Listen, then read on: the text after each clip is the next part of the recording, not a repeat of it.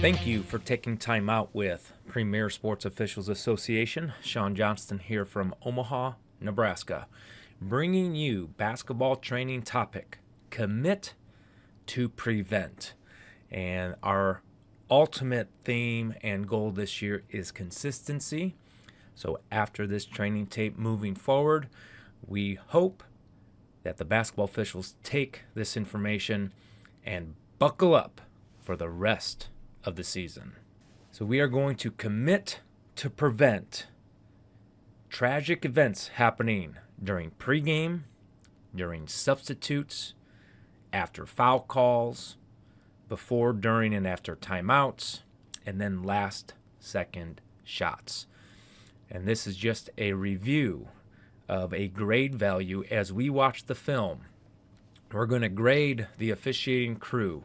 Are they doing a poor job, as in not doing preventive officiating?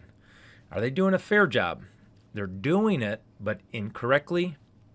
Are they doing a good job? They're meeting the basic standard, but with concrete information, they can move to excellence. Number 4, excellent, looks good. Doing the basic standards, outstanding. It's above normal of basic standards. And then the superlative. Are the officiating crews doing what top 10% crews do when it comes to prevention? So this training tape came from the seatbelt theory. So we see it all the time. Click it or ticket, day and night. And when we think about it, we use seatbelts 200,000 times in a lifetime roughly. And we hope never needing a seatbelt. But when it is needed, it prevents really bad situations for us. All right, so we're going to translate that seatbelt theory into basketball. We have over 200,000 plays in a career, and we really hope no bad things ever happen. But we always have to be buckled up and ready. So if that 1% chance we need it, we are there preventing a bad, tragic situation. So what are we talking about? Let's talk about pregame. Our goal in pregame is to have a routine to prevent administrative technical fouls with opening lines of communications between head coaches, team captains, and other officials. And what I mean by other officials, we're talking about the table workers. They are part of the officiating crew. So this is not the one and only routine. This is the routine that we practice, and with some explanations why. So at 13:13, referee meet with the head coaches, opening lines of communication with the head coaches. U1 and U2, bring in the captains to the division line near the table side. All right, opening lines of communications from captains to officials. When we are meeting with the coaches, we're asking them, are all players legally equipped? And if you catch illegal equipment during warm-ups, let them know what has to be corrected. Remind them about sportsmanship in the team box. If they're out of the team box coaching their players, we're going to work with them to get them back in the box. They are the example for their team. How they lead, the players are going to follow. And then let the coaches know, when we're near you, ask us a question. We'll answer any questions, and then have them check the book one more time before the referee checks it. That should take you to about 12:47. The crew of 3 or 2 now meet the captains. We ask the captains, it's better that you control your teammates so we don't have to as officials. It works out better for everybody. Then ask, who is the spokes captain of the team? Get that number.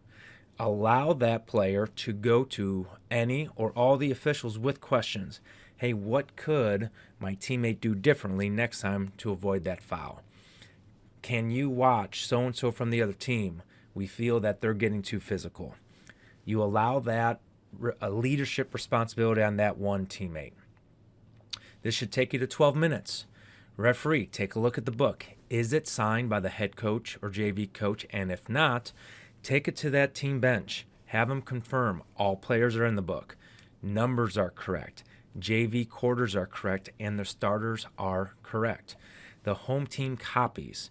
People make mistakes. When we have the team confirm that, yes, starters, number, player, JV quarters are all correct, it prevents that administrative technical foul to change something in the book underneath 10 minutes. Once that is done, referee, check the arrow. Make sure both sides work. Check the ball.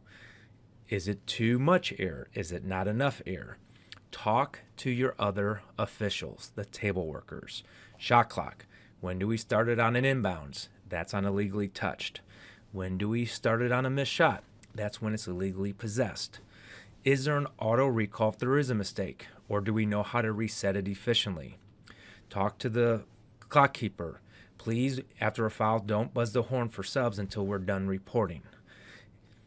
And then if the bookkeeper does not have information because we didn't clearly communicate it, or it's a loud gym, buzz that horn before we put it in play. Let's get everything cleared up to prevent a bad situation. So now let's take a look at some game film of a crew, and we're going to use that evaluation value of, are they a 1, 2, 3, 4, 5, or 6? All right, so we have the referee coming over just at that 13-minute mark. So right now, we are at minimum, an excellent job. This referee's lucky. Both head coaches are together already talking. So he doesn't have to bring the head coaches together.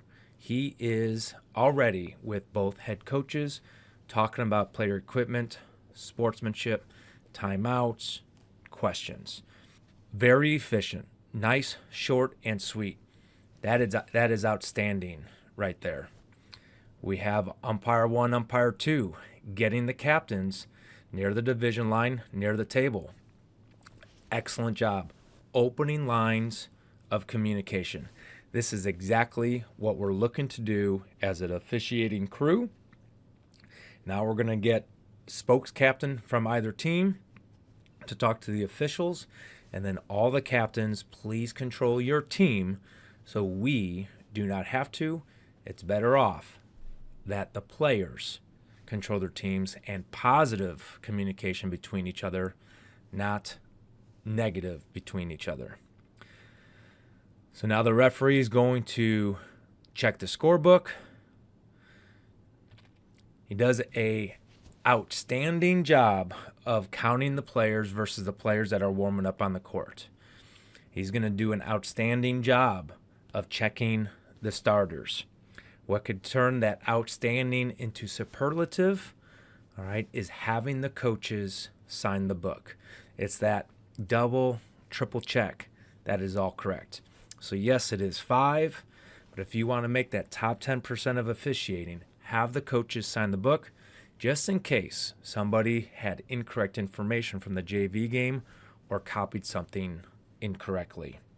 Once he's done with the book, he's performed the activity of checking the basketball. Outstanding job. Small little thing. We're doing out of bounds. Do it on the playing court. It's a little thing that does not make a big difference, but that's the difference between the outstanding and superlative. As he's doing this, he is communicating with the clock operator. He did not check the arrow to make sure this light works, and then it did not look like there was conversations with the shot clock operator. All right, so that would be good. We did the activities at the scores table, but now let's be excellent. Make sure we're making communication with all other fellow officials, book, clock, and shot clock. Overall, I'm going to give that a 4.5. Difference between the 4.5 to 5 is that shot clock operator, and then the difference from the 5 to the 6 is having the coaches sign the book. Next area we want to commit to prevent a situation from happening is substitution process. And the goal of this is to prevent 6 players on the court, and then also preventing a substitute from running onto the court before being beckoned in. This could be a difficult situation, and yes, it is the head coach's responsibility, but there are mechanics to prevent these situations. All right, so substitution after a violation. Closest official will beckon in the sub or subs, and then the opposite official keep your hand up until that substitute leaves and we have 5-on-5. After a foul, it's a little bit different. Now the reporting official will bring in the subs after the complete reporting of the foul is over. We need to wait just in case we have a bonus situation. We're not letting those subs in until after the first free throw is made. We got to make sure we have the shooter on the court. They can't be running in on their own. Substitution during a timeout before 15 seconds. Acknowledge all subs that properly checked in before the 15-second horn. Point, shake your head yes.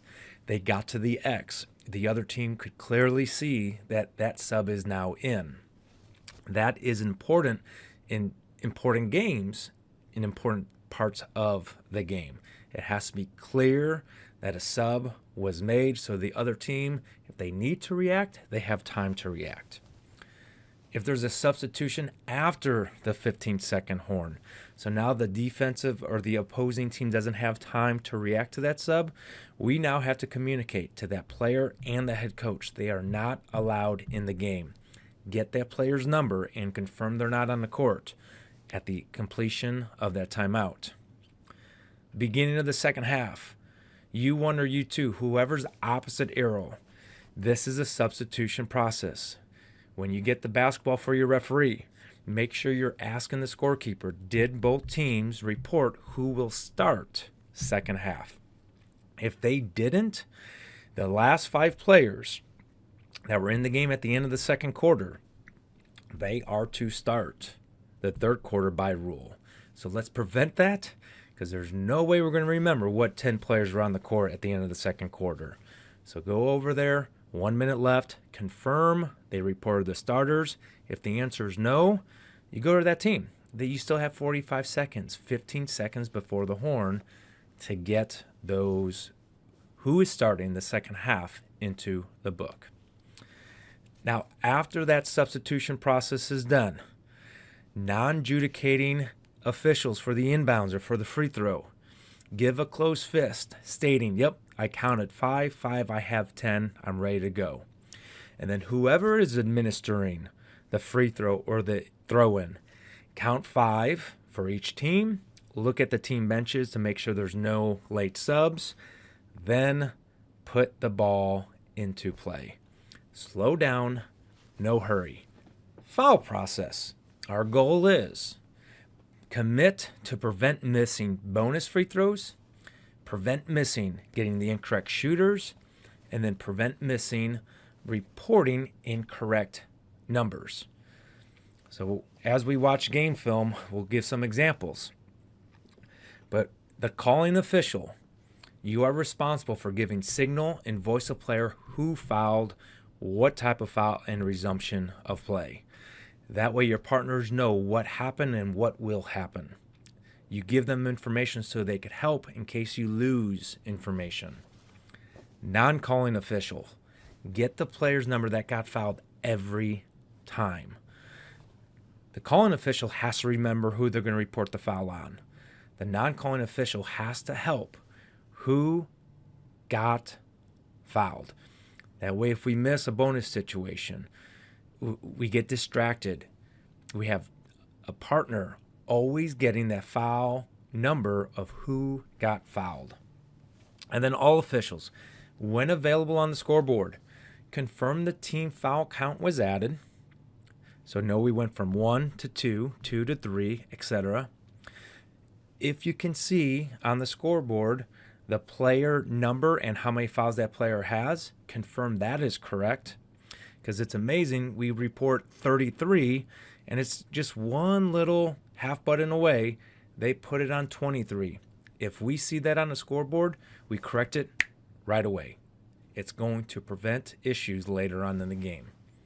And then know when a team reaches 4 team fouls in a quarter, we are now given that signal of 2 fingers out and rolling it for that team. If both teams have 4, you have both hands, 2 fingers out, and rolling it. That way we are reminding ourselves the next team foul, they are in the bonus. We're going to shoot 2 free throws, and the non-calling officials get the shooter. Timeout process. Confirm team and player has secure control at the time the timeout was requested. So we have a picture here of a scrum. You have white player calling a timeout. We cannot award and request that timeout. Right? It's not clear possession. All right. So when in doubt, it's not clear control, go held ball, or keep that ball remain live and in play. Now, a lot of times, a timeout is requested before a pass, then the pass is in the air, and we award the requested timeout. And coaches will say, the ball's in the air.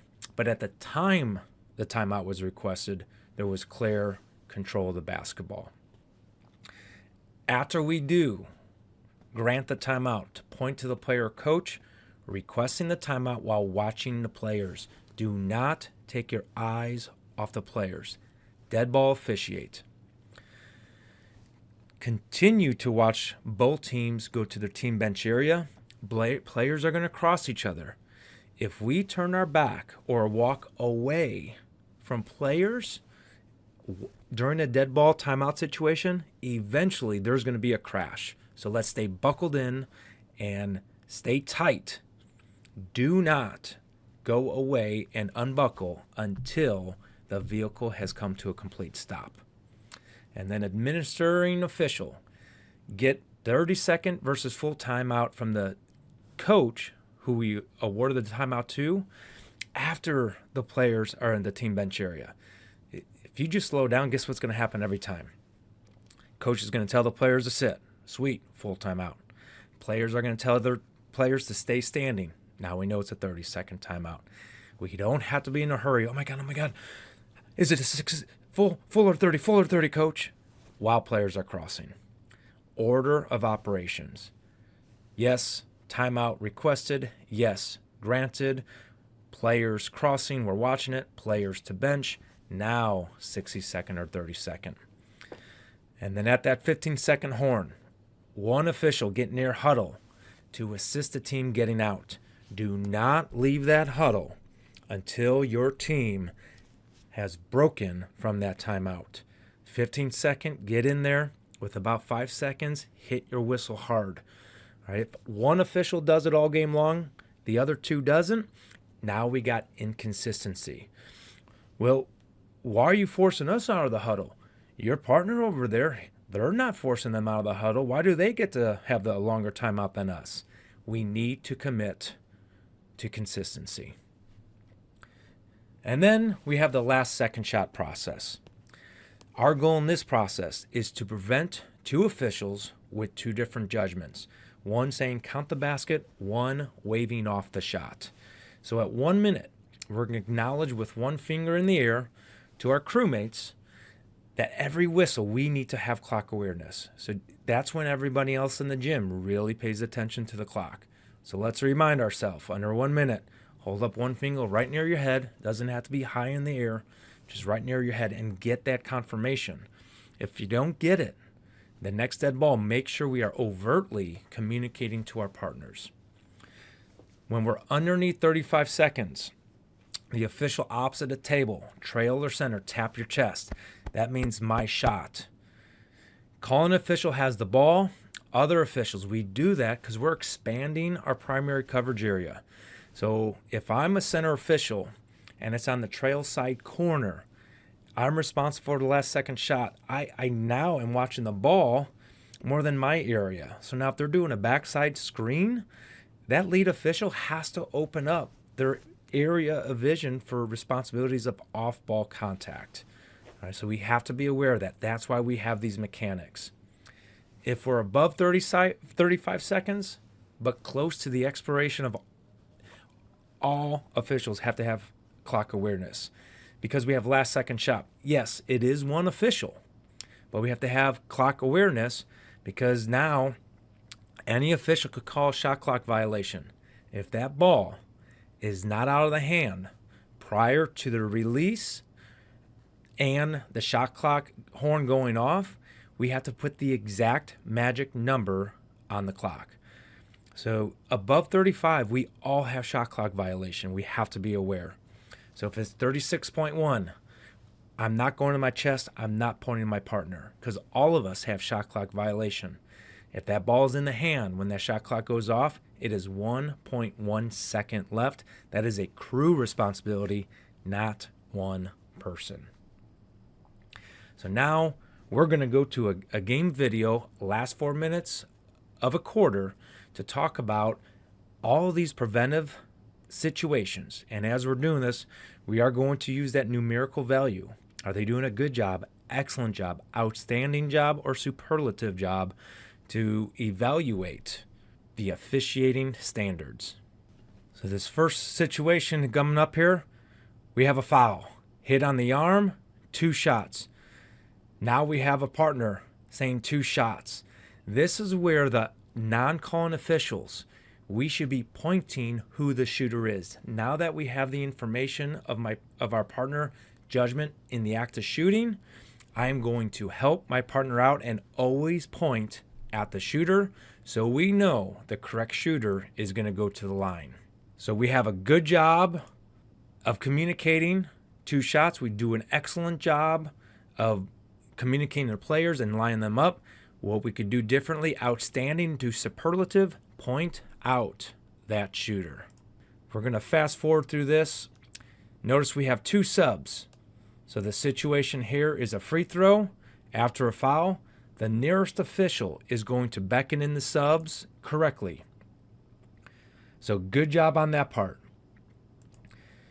What we want to do is we want to raise our hand, stop your partner until those subs are now completely off the court.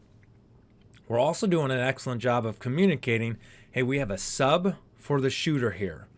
So on a made basket, we now have another substitution process. Good job communicating 1 free throw left. And now we play on no sub because the shot was not made. All right, so now we have another play. We're going to process this now more at multiple levels. So primary coverage area, center official, number 5 is your defender. Number 5 started in your area. So you have this play from the start, beginning, and end on number 5. Lead official, you have the secondary defender. All right, so you have this defender from the beginning, middle, to the end. So now we have a foul call, loss of verticality on the secondary defender, number 4. And yes, it is across the lane. It is in the quote-unquote center official's primary coverage area, but it's not the center's defender. This is the lead's defender. He sees this play the whole entire time. Lead official, have the presence, have the confidence. Go in and get that mine. Center official, slow down. Have a cadence whistle. We're not saying don't pass on the foul because it's quote-unquote not your foul, but having only 1 whistle on this type of play could prevent a tragic situation. Right? Reporting the wrong number. Miscommunicating. 1 going charge, 1 going block. Slow down. Know who our primary defender is from our primary coverage area. Now, after that, we have preliminary signal. We have a report. We have 2 shots. Again, point out who the shooter is so we do not lose the shooter. Because if there is a timeout and they all go to the bench really, really quick, we could forget who was that shooter. If we're being outstanding and a superlative every single time, we will never miss or forget who the shooter was. Good job communicating 1 shot left, and we play on.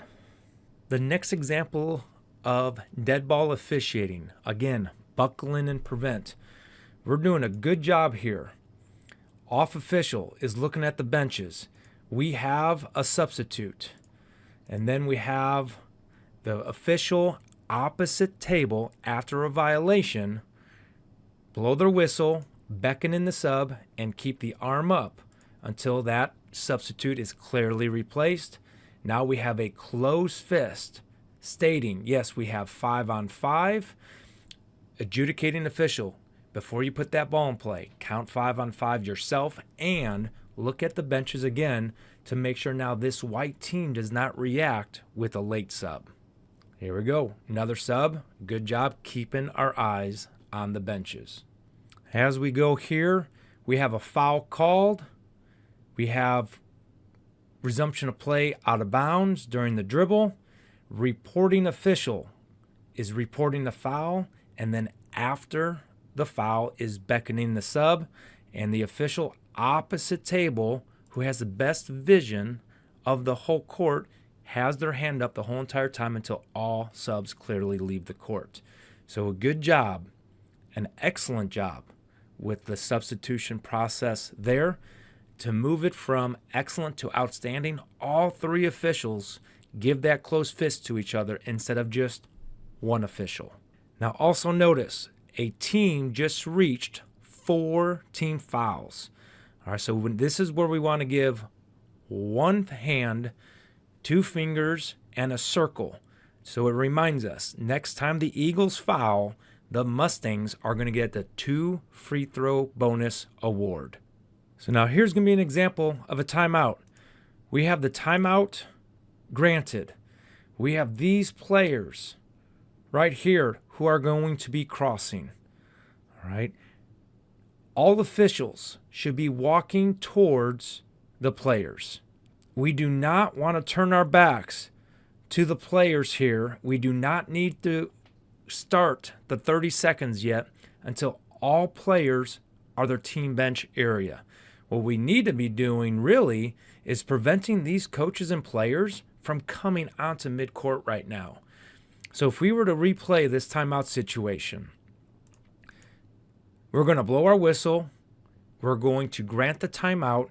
We are going to stay facing the players. We are not turning our back here. We want this official to walk. We want this official to walk.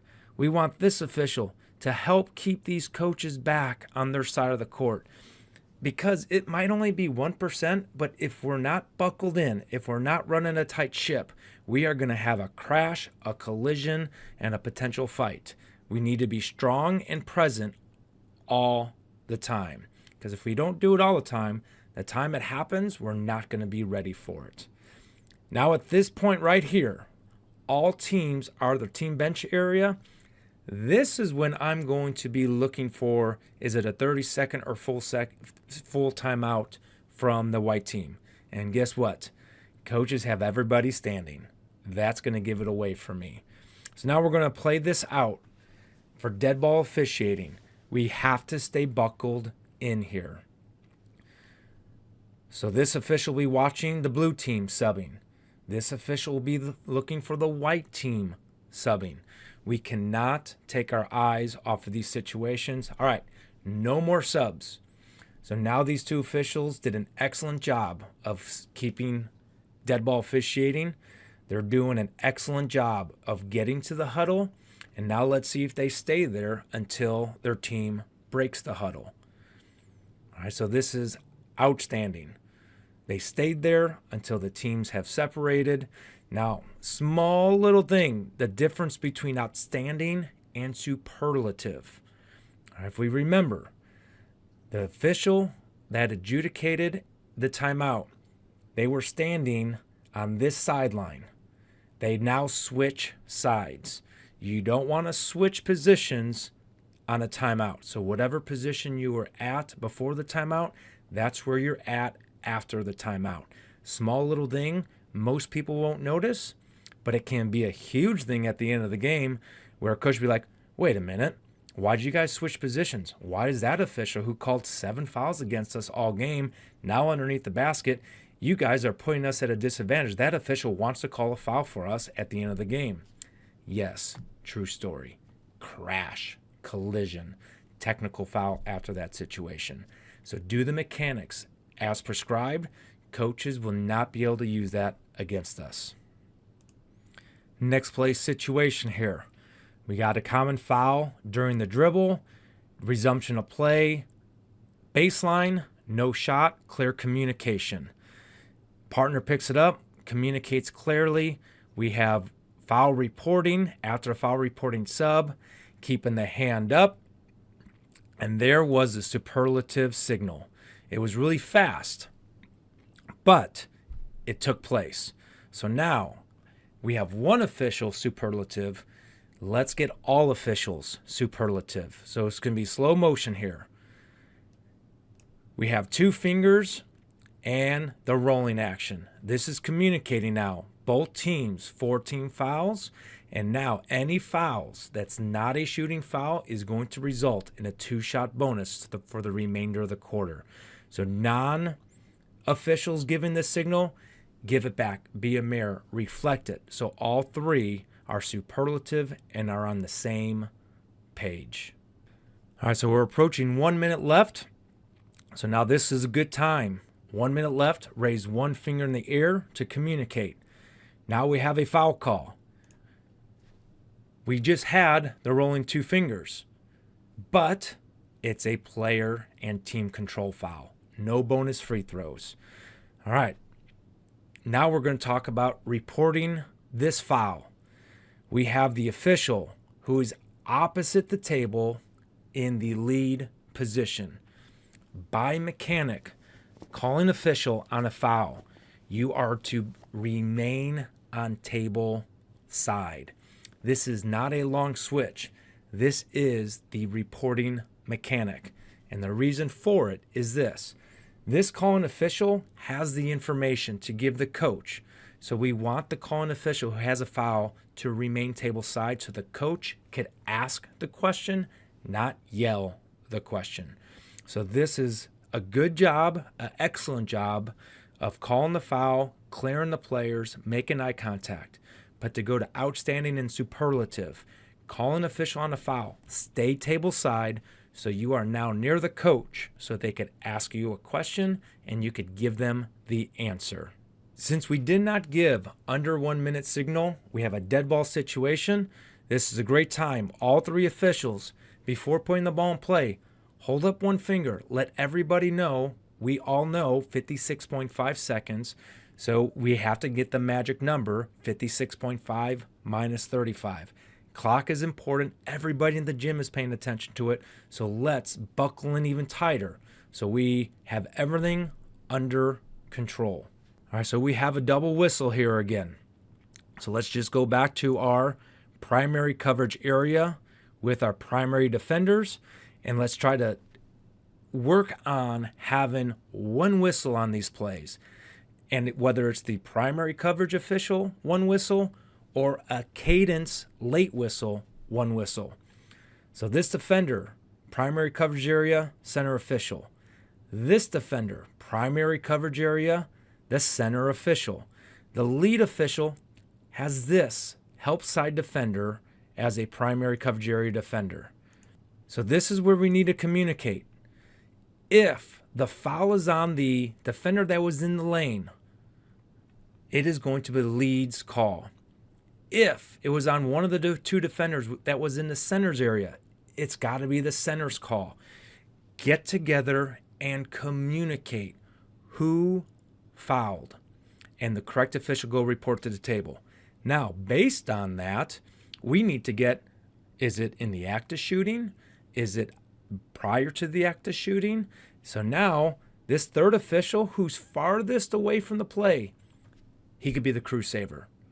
All right? Get the player who got fouled, get their number so we never forget who is going to be the correct shooter. All right, so we have no shot on the floor, but you can't give that signal until you communicate with your partner who also blew the whistle. We have 3 potential foulers. High level of officiating. If we have 3 potential foulers and you know one player has 2, another player has 1, and another player has 0, give it to the player that has 0. Again, high level officiating, but slowing down and communicating is going to get this correct and get credibility for the crew. Off official, Do not stay disengaged. You got to get in there and get engaged and get the shooter. All right, so now I'm going to go back a little bit here. This is the signal we're looking for at 1 minute. One finger up in the air. 33.1 seconds left. We're underneath 35 seconds. That center official, you should be going to your chest. It is your final shot. All right, so we switch positions because of the foul. New center official, new official responsible for the shot. With that, center official should be going to their chest. My shot. So this is a substitution situation. Nearest official, bring in the sub. Official opposite table. Make sure we have 5-5 before you point. So excellent job by the center official. Lead official, give a close fist. Do not take that substitution process off. Again, last second shot, center official's responsibility. One official, one whistle, because we're underneath 35 seconds in the quarter. One whistle, one official. I would give a good when it comes to the last second shot. We're doing the things we're supposed to be doing, but we could get very clear that we're clearly doing it. Chest, point, one finger up.